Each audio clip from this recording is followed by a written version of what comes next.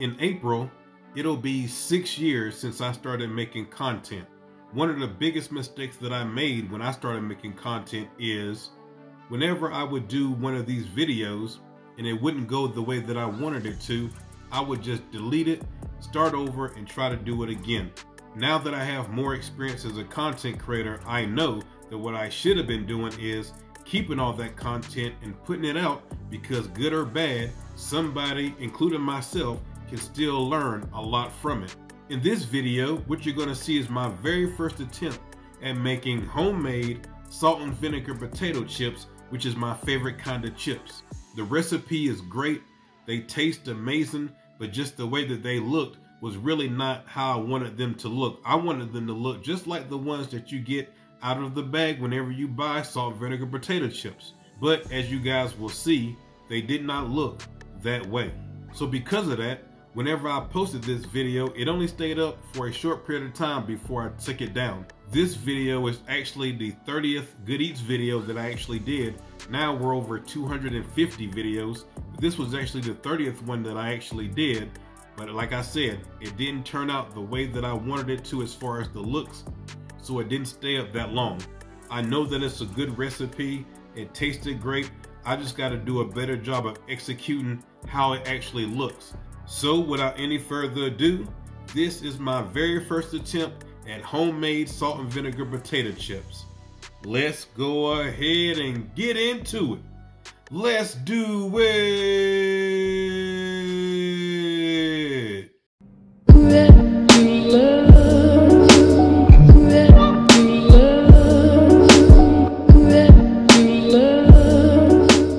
Now before I get started, if you're in the market for a magical butter machine, on rock, or Herbal Chef infuser, come over to shop.goodeats420.com. That is my website where you can buy an infusing machine or anything that you may need to go with that infusing machine. Shop.goodeats420.com. And for everybody that's watching this video, use the code THANKYOU. That will give you a $10 discount on your order. Shop.goodeats420.com. So as you guys can see right here, I have some potatoes, I have my can of salt, I have my vinegar sitting here. So we're going to go ahead and make some medicated salt and vinegar potato chips, and we're going to do that right now. All right, so let's go ahead and do our potatoes. I went to Walmart and picked up this mandolin right here. That way I could slice my potatoes uniformed. If you cut it with a knife, that's fine, but they're not going to be as uniform as you might want them, and I want them to be pretty thin. So I went and picked this up at Walmart, 10 bucks. I'm going to leave the skin on mine because I want a little bit more of a rusted look. If you want to peel them, you can definitely do that. I end up only using 2 out of the 3 potatoes because by the time I sliced up 2 of them, I realized this was enough potatoes, so we'll leave that third one and we'll do something with that one at a later time. So once you have them all sliced up, they're looking beautiful. You want to go ahead and put them in some cold water, and you want to, rinse them around. Basically, we need to get that starch off of them. We want these to be crispy. We want these to be delicious. We want these to taste amazing. So what we're going to do is we're going to put them in the cold water, rinse them around a little bit, get that starch off of them. Fantastic. And so once you finish doing that, you want to go ahead and drain them, set them to the side, and now we're going to make our vinegar mixture. What we're going to do is we're going to put 4 cups of water inside of our mixing bowl. Now we're going to put 3 tablespoons of can of salt inside of our mixing bowl. If you don't know how to make the can of salt, I will put the link in the description. No problem, just click on it. And we're also going to put in our vinegar. You got to have vinegar for vinegar and salt potato chips. So we're going to go ahead and put 2.5 cups of vinegar inside of here. And now we're going to put our potatoes in, and we're going to let them sit in here and soak for an hour.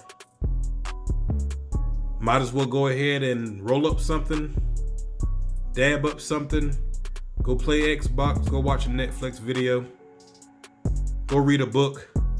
You got an hour to waste. All right, so while the hour is slowly going by, we want to go ahead and get our oil ready. you want to have your oil at 375 or 380. You can see right there where it says deep fry. That lets you know exactly where you need to be. So we're gonna fry these up at 375 for about 3 to 4 minutes. Also, I have some eggs going right there. That has nothing to do with this. That's for my tuna fish sandwich that I'm going to be matching up with these salt and vinegar potato chips. So, all right, so it's been an hour. We're going to go ahead and drain the potatoes.